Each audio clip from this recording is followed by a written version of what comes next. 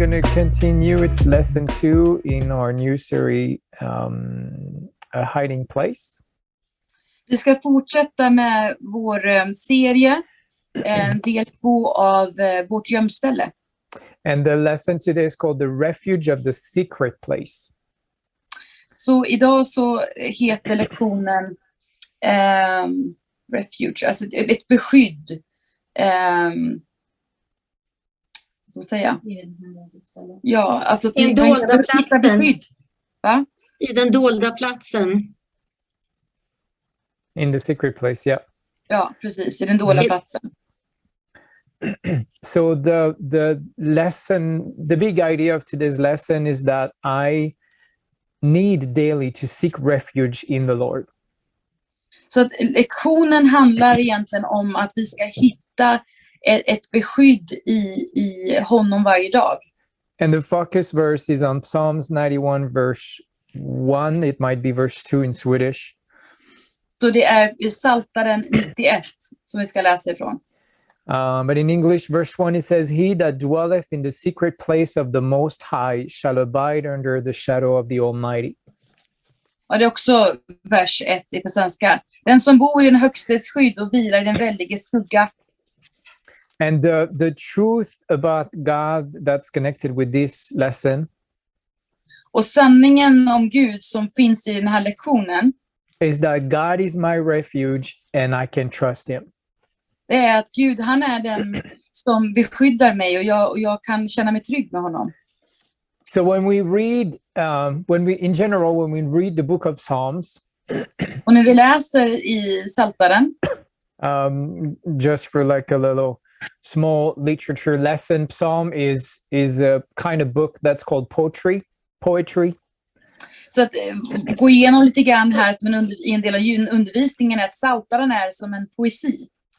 And so there's a lots of tools that you can use the same way you would use when you analyze and read poetry in general. Och det finns ju liksom om man tänker efter hur man kan analysera den här poesin. And det olika verktyg man kan använda. Right. And in the book of Psalms, so when you read poetry, you have to visualize the images that are depicted in what you're reading. Så för att kunna liksom förstå poesin så måste du liksom bilda dina egna bilder av det som är beskrivet i verserna. And here in Psalms there's a lots of images that are given about who God is, what he does. Så att i skrifterna då i Psaltaren så får man liksom få beskrivet vem Gud är, vad han vill och vad han ska göra. And there's three tools that are very often used. Och det finns 3 olika verktyg som används ofta. I'm just going to describe them. I don't want Louise to bother trying to find the name in Swedish. Och jag ska förklara dem så slipper Louise försöka hitta orden på svenska. I can give the names Swedish just. So the first one is when you give human characteristic to something that is non-human. Och det första är när man ger någonting en mänsklig gestalt, eller? Alltså en mänsklig... Ja, eller egenskaper. Ja, en mänsklig egenskap av någonting som inte kanske är mänskligt. And it's a tool that's called personification. Och det är ett verktyg som heter personificerad. Ja, eller något. Ja. So you do that so that you can better understand an idea or a concept. You make it human. Du gör detta för att man ska kunna förstå det bättre, för att man gör det mer som genom i en människogestalt eller på ett människosätt. For example, we say that love is blind. Till exempel, man säger att kärleken är blind. Love is not blind, but we make it, human. We give it a human characteristic to kind of explain that sometimes you're just blind to people's bad sides because you're in love. Det är inte så att kärleken är blind, liksom litterärt, men vi kanske säger så för att vi ska förstå. Vi ger den en karaktär för att vi ska förstå vad kärlek är. The other tool that is used is when something that is not human or not fully human Och det andra verktyget är om någonting inte är mänskligt, inte är helt mänskligt. He's described as behaving as if it was human. Att man förklarar man förklarar kanske att det är som ett mänskligt sätt att vara på. For example, we would say things like, you have to listen to your heart. Till exempel man säger, du måste lyssna på ditt hjärta. Besides the beats that it does every minute, Förutom att den har ett hjärtslag då, som slår hela tiden. and pumping the blood in your body, Den pumpar ut blodet i din kropp. your heart doesn't have a voice, it doesn't have anything to say. Det är inte så att det enda man kan höra det är ju ett hjärtslag. Det är inte så att den har en röst som kan tala. It doesn't have any opinion, it doesn't have any emotions. Det finns inga åsikter, det finns inga känslor. But we make it human because we want to say something specific. Men vi gör det liksom så att vi förstår det på ett mänskligt sätt. Det är ungefär som att vi ger hjärtat en personlighet. And then the third tool that we can use Och det tredje verktyget som vi kan använda is to describe an object, a person, or a deity with animals' characteristics. att vi kan förklara någonting med att vi ger det en gestalt av ett djur. So, for example, in Psalm 91 and 4, God is described, or it said that that God might hide the believer under his wings. Att i Psaltaren 94:4 så står det att han kan liksom gömma någon under hans vingar. So it gets me to think like of a mother chickling, a mother chicken that's protecting her small chickens under her Och då wings. tänker jag på en kyckling eller en höna som lägger sina vingar över sina kycklingar för att vakta över dem och beskydda dem. And when we read all the Psalms a little bit more carefully, we see these three tools that are used very, very often. Och när vi läser i Psaltaren försiktigt och väldigt noggrant så kan vi se alla de här tre olika verktygen kan vi se i skrifterna. So, for example, in the focus verse we read today, it talks about that he that dwelleth in the secret place of the Most High shall abide under the shadow of the Almighty. Som vi då läste då i våran vers för dagen i Psaltaren 91. Den som bor i den högstes skydd och vila i den väldiges skugga. We know God is a spirit. Vi vet att Gud han är en ande. And the spirit, you can't see it. It doesn't have a shadow. Vi vet, man kan inte se en ande och vi vet att en ande har ingen skugga. So you have to find out what does it mean when he talks about the shadow of the Almighty, because he doesn't have a real literal shadow. Eftersom det inte finns en litterär liksom skugga så måste vi försöka förstå vad han menar med den här väldiga skugga. So here it gives us the idea that we have to live in a way that we place ourselves in our lives under God. Så att här kan man förstå att man ska liksom lägga sitt liv under Gud. That we have this hiding place in the shadow. Att vi ska hitta ett gömställe i hans skugga. Where we can find strength, where we can find peace, where we can get restored. Att vi kan hitta styrka och frid och att vi kan bli ny igen. So it illustrates the need we have as believers to have that secret place with God in our lives. Att vi som troende ska kunna hitta den här gömstället i Gud. The psalmists, they use buildings as well to personify some qualities of God. Buildings, yes. Och den som skriver Psaltarna använder också byggnader som att ge en gestalt till Gud. So if you read maybe later on tonight the whole Psalm 91, om du läser lite senare idag hela Psaltaren 91, you'll see that most of it uses several references to buildings. Så ser man att det är många som refererar till byggnader. To illustrate the fact that God protects us. Och som verkligen visar på att Gud verkligen, han beskyddar oss. You find words like refuge, like fortress. Vi pratar om ett ställe man kan gömma sig på. en borg. Several other words where not only is it a place where you can actually live, Prata om olika saker som man kanske inte kan bo i, men places where you can actually go to, och platser du kan faktiskt gå till. but also a place where you want to live, where you want to find yourself in your Och walk with platser God. där du faktiskt vill bo och vara med Gud. And this idea of God being our hiding place is something that we find very often in many psalms. Och i Psaltaren så kommer ni hitta många ställen där det pratar om att vi ska ha ett gömställe, att vi ska hitta ett ställe av beskydd hos Gud. It's this concept or this idea or desire that we need protection and we need safety. Den här idén, det här konceptet av att vi behöver ett beskydd. And so we find the psalmist reminding us often of the need we have to seek God and hide ourselves in him. Och vi ser att han som har skrivit Psaltaren pratar mycket om att vi ska hitta den här platsen med Gud, det här gömstället, att vi ska liksom få beskydd och hitta beskydd hos honom.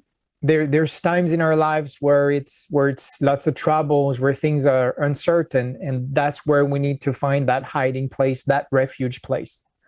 Vi har stunder i livet när det finns problem och det finns stunder av osäkerhet, och då ska vi kunna hitta det här gömstället i Gud. Now, something that's interesting and caught my attention as I was studying for the lesson. Och någonting som är intressant och så någonting som fick mig att tänka till nu när jag förberedde den här lektionen.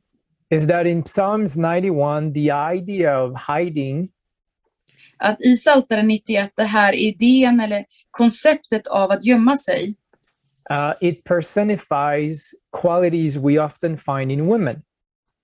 det är oftast pratar om olika saker som man kan hitta hos kvinnor i deras karaktär. So for example, in verse 4, it's talking about the wings of God. I vers 4 så pratar de om Guds vingar. And so it like I mentioned earlier, it makes me think of that like a mother bird that is protecting her babies with her wings. Då tänker jag på den här fågeln då som täcker över sina vingar över sina små barn. The same verse we find the name of God that's translated Almighty in English. Och i samma vers så pratar vi också om det här allsmäktig Gud. And it comes from the Hebrew El Shaddai. Och det kommer från hebreiska ordet El Shaddai. And one of the possible interpretation for El Shaddai is connected to an Hebrew word that means breast. Och en del av liksom, förklaringen av El Shaddai kan komma från ordet bröst. So it gives this idea of when you think like a mom that is breastfeeding her newborn baby. Då kan man tänka på en mamma då som ammar sitt barn. So she has this baby in a very secure, very close, intimate place. Att den här mamman håller då barnet på ett säkert ställe och väldigt nära sin kropp. And that's a picture we find often, or an image we find often of God as our nurturer, as our protector throughout the Psalms. Och i Psaltaren så kan vi se många gånger som man refererar till just det, att liksom det här närheten, en mamma som beskyddar sina barn nära kroppen. That God provides for us the physical and emotional safety that we need. Att Gud är den där fysiska och emotionella skyddet för oss. And it can be, they have a question here on the side. They say, is it challenging to think about God having feminine expression? Är det svårt, det finns en fråga här, är det svårt att se Gud som i mer kvinnlig gestalt eller kvinnliga personlighetsdrag eller karaktär? Then we have to keep in mind that God being a spirit, Vi vill tänka på att Gud, han är en ande. he doesn't have a gender. Han har ju inte ett kön. He's everything. Han är allt. And when he created human beings, when he created Adam and Eve, Och när han skapade mänskligheten, han skapade Adam och Eva, They both had a specific gender. It was one male and one female. Så hade de ju specifika kön då, en man och en kvinna. But they were both equally made in the image of God. Men de var ju också skapta liksom equal, jämlika i Guds avbild. It's not that Adam was closest to God's image than Eve, or that Eve was closest. They were equally. Det var inte så att, liksom, att Adam var mer lik Gud eller Eva var mer lik Gud. Utan de var jämlika i att vara lik Gud.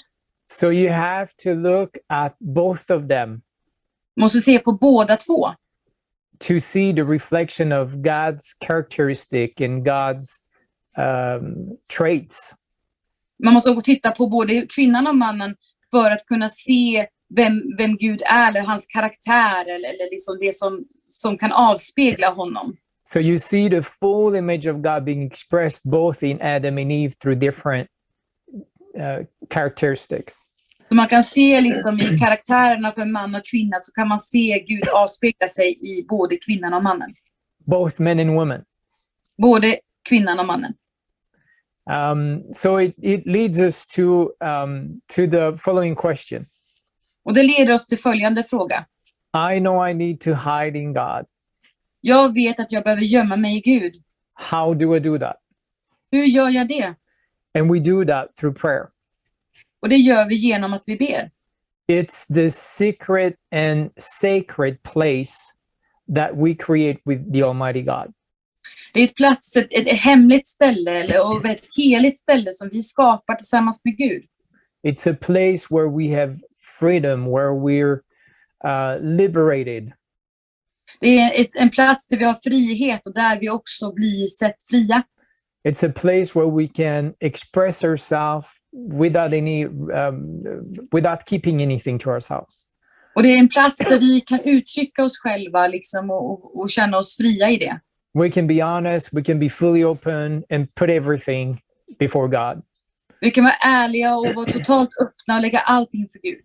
Whether it's our greatest joy or deepest hurts. Och det kan vara vår absolut största glädje, eller det kan vara vår största någonting som kanske har sårat oss, eller någonting som verkligen gör illa oss. Maybe our biggest desires or the things we fear the most. Det kan vara saker som vi absolut önskar, vår största önskan. Det kan vara saker som vi verkligen fruktar. When we're in prayer, in that place of prayer, that's where we can put it all in front of God. Det är den här platsen när vi ber, så vi kan lämna över allting. Vi kan liksom prata om allt. Because we can trust him. För vi kan lita på honom. Now, many of us, most of us, I think, we spend hours a day sitting on a chair. Många av oss, de flesta av oss, sitter många timmar i en stol. And we do that because we trust the chair to support us for the time that we're going to sit on it. Och vi gör ju det för att vi litar ju på att den här stolen ska bära vår vikt under den tid vi sitter på den. If we didn't trust the chair to support us, we wouldn't sit on it, right? Om vi inte litar på att den här stolen kunde beskydda oss, så skulle vi inte sitta på den. So we trust the chair. Vi litar på stolen. We put our lives into the chair's hands when we sit on it. Vi lägger våra liv i stolens händer när vi sitter på den. And it's the same with God. Och det är samma sak med Gud. He is even more trustable than a chair. Han kan man lita på mer än en stol. And we can put all of our lives, everything that we have and we can put it all in his hands. Och vi kan lägga hela vårt liv och alla våra tankar och känslor i hans händer. It's not just to think that and say to ourselves, I trust God. Det är inte bara säga jag litar på Gud. But it's a place where I know I find confidence, I find his compassion for me every day. Men det är en plats som jag vet att jag kan känna mig, att jag kan ha förtroende för honom, att jag kan prata fritt. Because God has already shown his commitment to me. För Gud, han har redan visat att han vill stå mig nära. Through Jesus' death on the cross, he proved how much he cares and how much he's committed towards me. Han visar genom att Jesus dog på korset för oss, som visar han verkligen hur mycket han vill, alltså hur nära relation han vill ha med oss. He demonstrated first that justice is to be done regarding sin. Han demonstrerar ju att det måste finnas att rättvisan ska ha sin rätt, att just att synden var tvungen att få ett pris för den synden. And at the same time giving mercy, grace and love to those that sin. Men också att det finns nåd och förlåtelse och kärlek för de som syndar. So because of that, we can fully trust him. Men på grund av det så kan ju vi fullständigt lita på honom. He has proven his faithfulness towards us. Han har bevisat sin trofasthet mot oss. And that's something we find again in Psalms 91. That is the subject of this series. Och det är det vi också hittar då i Psaltaren 91. And in verse 14 to 16, we read this. Och i vers 14 till 16. It says, because he has set his love upon me, therefore will I deliver him. It's God talking. I will set him on high because he hath known my name. He shall call upon me and I will answer him. I will be with him in trouble. I will deliver him and honor him. With long life will I satisfy him and show him my salvation. Och det här kan man säga att verserna utgår ifrån att det är Gud som pratar. Han håller fast vid mig och jag räddar honom. Jag skyddar honom ty han känner mitt namn. Han åkallar mig och jag svarar honom. Jag är med honom i nöden. Jag befriar honom och ger honom ära. Jag ska mätta honom med ett långt liv och låta honom erfara min hjälp. So here the psalmist does or describes several things. Så att den som skriver psaltaren förklarar olika saker här. First, he describes how God protects us. Först förklarar han hur Gud beskyddar oss. But he also shows like how God has already pledged himself to protecting and delivering those that trust in him. Men han pratar också om hur Gud redan har sagt att han kommer att vara där för oss när vi är i nöd. So we can trust him. Så vi kan lita på honom. So we have to choose to do it, to trust him. Och vi måste då välja att lita på honom. The same way we trust the chair to hold us when we sit on it.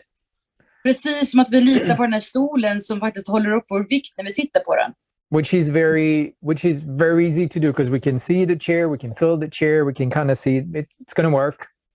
Och det är ganska lätt att göra för vi kan se stolen, vi kan känna på stolen och titta på konstruktionen och förstå att det går att sitta på den. But to trust God, it's a more abstract concept because you can't see him, you can't touch him and see, okay, he's going to hold me. Och det här med att lita på Gud är ju lite mer abstrakt. Att just det här att jag kan inte se honom, jag kan inte ta på honom. Att liksom, jag kan inte liksom greppa tag i det på något sätt. So it takes something extra to be able to do it. Så det krävs någonting extra för oss att kunna lita på honom på det sättet. But it can be done. Men det kan man göra, det fungerar. There's a hymn that I think most of us know of and heard about. That's called It Is Well With My Soul. Det finns en psalm som heter, som många säkert känner igen. Den heter att det är bra med min själ. And the hymn was written by a God that's named Horatio Spafford. Och den här psalmen är skriven av, vad sa han hette? Horatio Spafford. Horatio Spafford. Ja. So in 1873, i 1874, this man was planning to travel with his family to Europe. För den här mannen liksom skulle resa till Europa tillsammans med sin familj. But he had some business things he needed to take care of. So his wife and daughters went first. Så han var tvungen att fixa lite saker innan han skulle åka iväg. Så han skickade iväg sin fru och barn i förväg. And during the journey, under den här resan, The boat that his wife and daughters were on hit another boat and went underwater. Och den här båten då som hans fru och hans barn reste i krockade med en annan båt och båten gick under. And only his wife survived. Och det var bara hans fru som överlevde. All his kids just drowned and died. Alla hans barn drunknade och dog. So when he could travel, he traveled and joined his wife that was grieving the loss of their kids. Och när han kunde resa så åkte han och mötte sin fru som då sörjde deras förlust av deras barn. And the story says that when the boat he was in passed by the area where his daughter drowned. Och när båten gick förbi där stället som hans barn drunknade. That's where he wrote the hymn, It is well with my soul. Och det var där som han skrev den här psalmen, den här sången som heter det är bra med min själ, jag mår bra. He wrote those words, when peace like a river attendeth my way. One more time. When peace like a river attendeth my way. Attendeth my way. Okay. Yeah, like comes my way, I guess. Okay. Det blir som en frid, en flod av frid som kommer min väg. When sorrows like a sea roll. När sorg, vilka svåra ord. Like the sea, it rolls. Okay.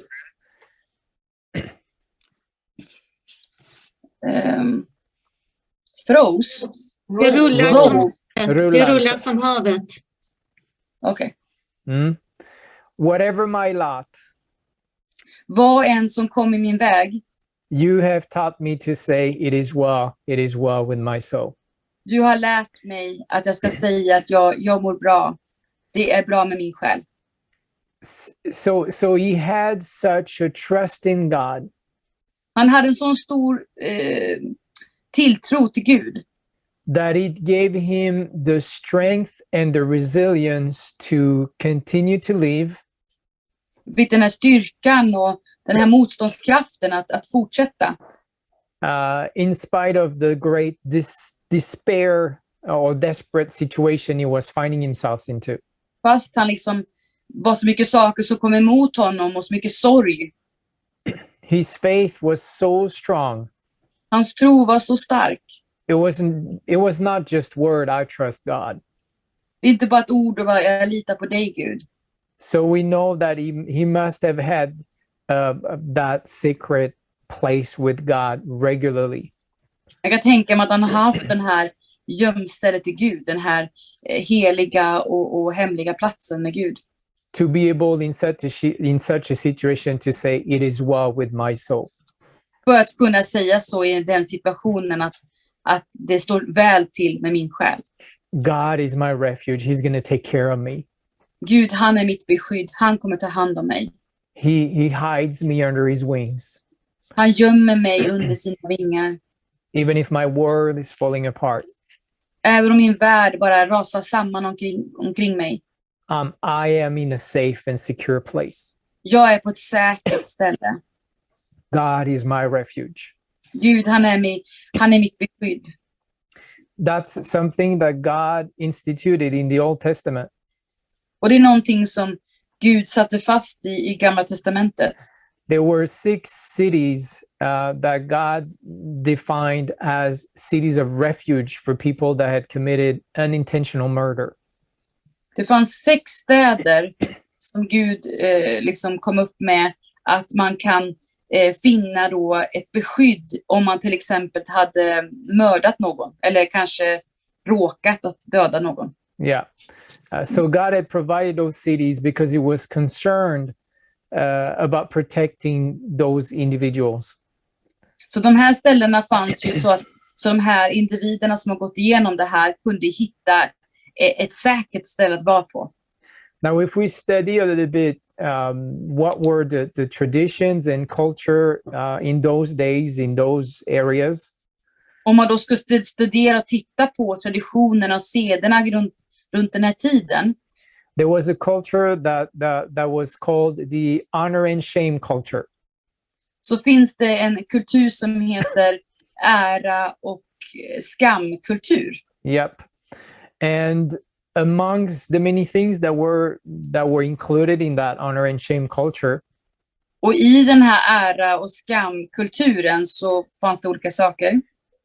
But you can find that you had to I'm going to say it like this. It was shameful if you would not avenge a fallen family member. Det var skamligt att inte få hämnd om du till exempel hade förlorat, alltså att någon av dina familjemedlemmar hade blivit mördad. So regardless if it was intentional or not, you had to avenge the fallen person. Så även liksom, du hade liksom den här att du skulle hämnas. Det spelar ingen roll om det hade varit att den här personen hade blivit dödad för att de tänkte döda personen eller om det var ett misstag. Man hade liksom rätten att liksom hämnas. Man skulle hämnas sin liksom familjs död. So finding this concept of cities of refuge that God instituted in the scriptures. Och hitta då den här traditionen att hitta ett ställe, ett gömställe, ett beskydd, ett ställe av beskydd. It reminds us that God is concerned about us, each of us. Så visar ju det att Gud, han bryr sig om oss. And he provides a place of refuge. Och han ser till att vi har ett ställe vi kan gömma oss och få beskydd. Where we can get protection and deliverance. Och där vi kan få skydd och där vi kan bli befriade. Because God protects us and he will protect us. För Gud, han beskyddar oss och han vill beskydda oss. And one of the great examples we find of that is the Apostle Paul. Och den största exemplet man kan se i Bibeln, det är ju aposteln Johannes. Nej, Paulus. Sorry. When we look at his journey from Jerusalem to Rome in Acts 21 to Acts 28. Då ser man hans vandring då från Rom till Jerusalem. Jerusalem till Rom. Jerusalem till Rom. Som man ser i Apostlagärningarna 21 till 24. Till 28. 28. Ja, yeah. Nummer. Vet du. It's okay. So we see how God protected Paul consistently. Man kan se då i de här verserna, i de här bibelböckerna, så kan man se hur Gud beskyddade Paulus på sin resa. There were angry Jewish people. Det var arga judar. There were corrupt rulers. Det var korrupta ledare. It was shipwreck. Det var skeppsbrott. Snake bite. Det var ormar som bet. He was in prison several times. Han var i fängelse flera gånger. But God protected him each and every day. Men Gud, han beskyddade honom varje gång. And it gave Paul incredible opportunities to share the gospel. Och det gav ju också Paulus möjligheten att faktiskt vittna om Gud. He went back to those angry Jewish he was one of them before to present to them the gospel. Och han gick ju till de här arga judarna och han har ju varit en av de där judarna och kunde predika om evangeliet. He was able to testify to a Roman governor that was called Felix. Och han kunde också predika ordet till den här ledaren Felix. He could talk and witness to the King Herod Agrippa. Och han kunde också prata med Herodes, sa du? Herodes. Yeah, one of the Herod kings of Judea. Ja, en av de här kungarna som på den tiden och kunde också prata och vittna om liksom evangeliet. So we should say very high people that he could witness to because of the various hard situations he found himself in. Så på grund av de olika sakerna som han var tvungen att gå igenom, de svåra sakerna han var tvungen att gå igenom, så kunde han vittna till människor på väldigt på olika platser av liksom inflytande. He would have never been able to witness to those people if he hadn't gone through the prison and the shipwrecks and everything he went through. Och han skulle aldrig kunna vittna till de här människorna om inte han har varit med om skeppsbrott och blivit biten av en orm eller suttit i fängelse. And as he's traveling, and because Paul called to Caesar, he's now placed as a prisoner on this boat traveling to Rome. Så han was a called by Caesar? Nej, he appealed to Caesar. Appeal, okej. Yeah. Så att han skulle liksom gå till Caesar för att prata med honom.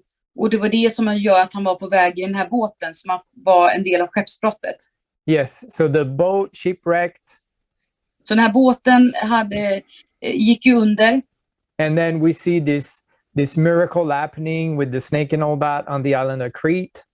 Och då kunde man se det här miraklet hända när han blev biten av en orm på ön Kreta. And now he arrives in Rome. Och nu kommer han till Rom. And he's under house arrest for 2 years. Och han sitter då i husarrest i 2 år. But during those 2 years, he was able to witness and preach to a great number of Romans. Och under de här tiden som han satt i husarrest så kunde han liksom prata om Gud och evangeliet till många romare. And that's where the book of Acts ends. Och det är där som apostlagärningarna tar slut. But tradition indicates that Paul was cleared by Caesar.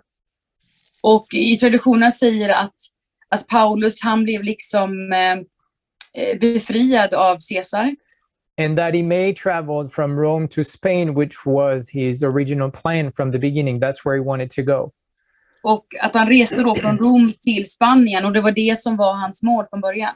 It's in Romans 15, I think, he talks about going to Spain after visiting the church in Rome. Så i Romarbrevet 15 så står det att han ska åka då till Spanien efter att han har varit i Rom. So from Jerusalem, which is the center of the Jewish world, så från Jerusalem då som är center för den judiska världen, to Rome, which is the heart of the Gentile world, och till Rom då som var hjärtat av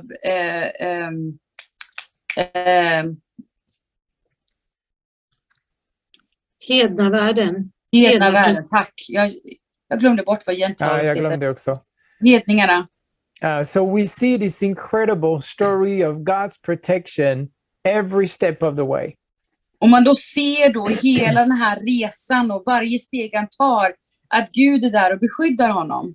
And it encourages us that if we focus on God's will, Och han uppmuntrar oss att om vi följer Guds ord if we want to make Jesus known to the world, och vill vi att människor ska veta om vem han är, God will lead us, God will protect us, God will carry us. Gud kommer leda oss och Gud kommer att beskydda oss. He will be with us when we're in trouble. Han kommer vara med oss när vi går igenom problem. We're not going to be on our own. Vi är inte ensamma. He's going to walk with us Han kommer vandra med oss.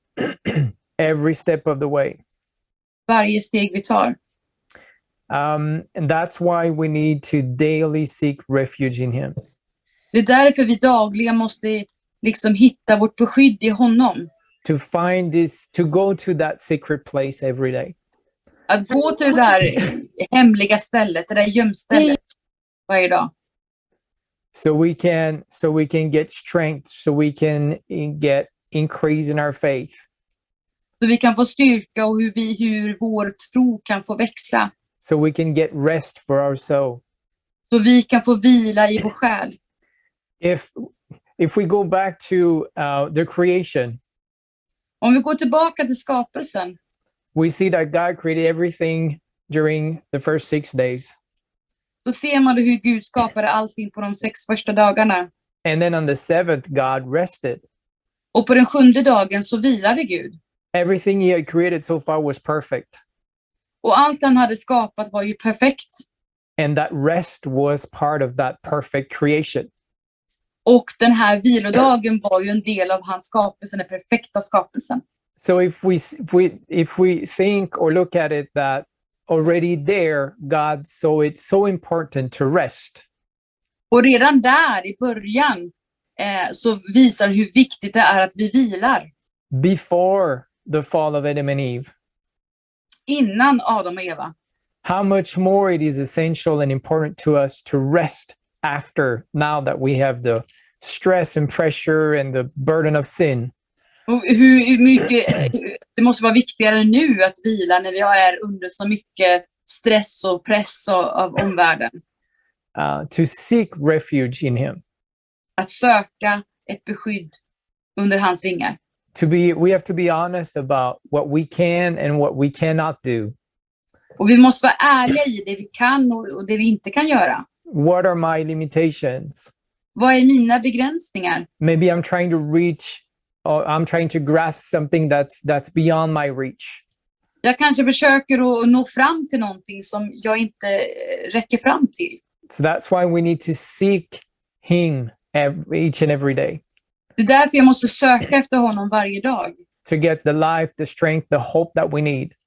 Att vi får det hoppet och vi får den där kraften som vi behöver. Because if I don't, it's not when I'm in an emergency situation that I have to look for that refuge. Och det är inte bara när vi är i en nödsituation som vi behöver att söka det här beskyddet. That I only go to God when I'm just falling and I need a parachute. Inte bara att jag går till Gud när jag behöver, liksom när jag faller och jag verkligen behöver jag behöver en fallskärm. But it must be something that is it must be a predictable discipline in my life. Men det måste vara någonting som liksom disciplin som jag gör om och om igen. The same way I eat, I sleep, I breathe. Precis som att jag liksom lever, jag äter, jag sover, jag andas. It must be as predictable that I'm gonna be in that secret place with him. Det ska vara lika liksom, vad heter det? Predictable. Förväntad? Nej. Ja, förvänta kanske. Att det ska vara en förväntan, det är någonting som jag vet att det kommer göra. Jag vet att det kommer andas. Så då vet jag också att det kommer söka Gud. When we look at Jesus' ministry, he was a perfect example of it. Och när vi liksom tittar på Jesu tjänst på jorden. Many times we see Jesus isolating himself to pray. Så ser man ofta hur Jesus liksom isolerar sig själv för att kunna be. Especially before very important events. Och speciellt före väldigt viktiga stunder i hans liv. Whether it was in the beginning of his ministry or when he was to choose his 12 disciples. Innan hans tjänst eller innan han skulle välja ut sina lärjungar. Before he was arrested. Innan han blev arresterad. That's where you find him, in that secret place. Och där du hittade honom i hans gömstället. So he could align his human will with the heavenly will. Så att han kunde verkligen känna av vad Guds vilja var, eller vad var planen. And the more he got popular, the more you see him go alone and find a place to pray. Så ju mer populär han blev bland folket, desto oftare gick han iväg och bad själv i sitt gömställe. The more people he had to heal and teach and preach to, the more he needed that place of that secret place. Ju fler människor han mötte och helade och gjorde mirakel, så behövde han också mer tid att gå till sitt gömställe, att be och vara ensam. So if him being God in flesh needed it, och han som var då Gud i kött behövde det här, how much the more do we need it? Desto mer behöver vi det här. We don't pray daily by accident.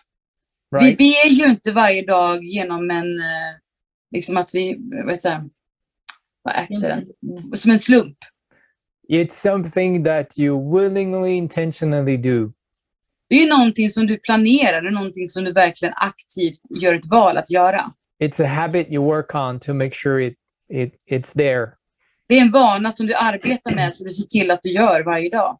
And he has lots of benefits, that secret place. Och det är ju mycket saker som vi kan få genom att gå till den här heliga platsen. One of the things it does is that it changes our perspective or our view of the world around us. Och det ändrar ju vårt perspektiv och vår syn på världen runt omkring oss. It helps us see that maybe something we thought was important is not as important as we thought it was. Kanske hjälper oss att se saker som vi kanske trodde var viktigt för oss, kanske inte är riktigt så viktigt. Or maybe the other way around, where something we thought was insignificant all of a sudden becomes very important. Och vissa saker som vi inte trodde var viktiga alls kanske är mycket viktigt. And it helps us to come to this place that John the Baptist said. Och hjälper oss att komma till stället precis som Johannes döpare sa. He said, he must increase and I must decrease. Pratar om att Gud måste liksom öka eller bli liksom, vad står det på svenska då? Att Gud ska öka och jag ska minska. Yep. It helps us to shape, sometimes it radically changes our perspective of the world around us. Och det är liksom på ett radikalt sätt liksom ändra vår syn att se på saker runt omkring oss. And it helps us to see things and people and situation the way God sees them. Och att vi visar oss saker på sånt sätt som Gud ser på saker. And it equips us and makes us much more efficient to interact with the world and do God's will. Och ger oss verktyg så vi kan vara mer effektiva och göra det som Gud vill att vi ska göra. And in closing, they're encouraging us to spend some time in prayer. Och avslutningsvis så uppmuntrar det oss till att använda lite tid i bön. So we're going to do that. And they give us two points we can focus on. Och vi ska göra det och det finns 2 punkter vi ska fokusera på. The first one is that we will learn to seek refuge in God every day. Att vi ska lära oss att hitta ett beskydd i honom varje dag. And the other is that our lives would reflect an authentic life of faith in Christ. Och att vårt liv ska reflektera ett autentiskt liv i Kristus. So we're going to do that tonight.